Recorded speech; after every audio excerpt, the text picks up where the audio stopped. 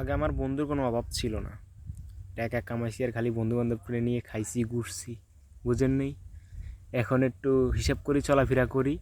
হ্যাঁ, আর বন্ধুবান্ধবরা এখন তেল মারার সময় নেই, কারণ আমি বুঝে গেছি যে আমার ভালো সময় আমার বন্ধুবান্ধবের কোনো অভাব নেই আমার চারপাশে। ঠিক আছে, মানুষের ভালো মানুষের কোনো অভাব নেই।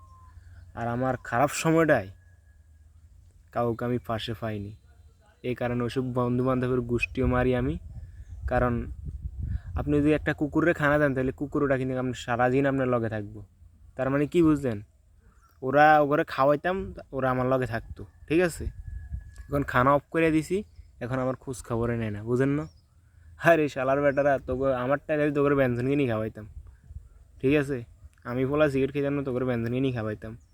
আর তোরা ফোলা হয় না আমার লগে সিন্ডিকেট করস, আমার লগে পোল্ট্রিবাজি করস। তোকে বাড়ির তো নানি রোড গার্ড চিনলাম আমি। ঠিক আছে, ফোলা মাইন লগে পরিচয় করাইলাম আমি। আর তোরা ফোলা হয় না আমার লগে সিন্ডিকেট করস, আমার রোড চিনাস। হ্যাঁ, হাই রে ফোলা ফাইন।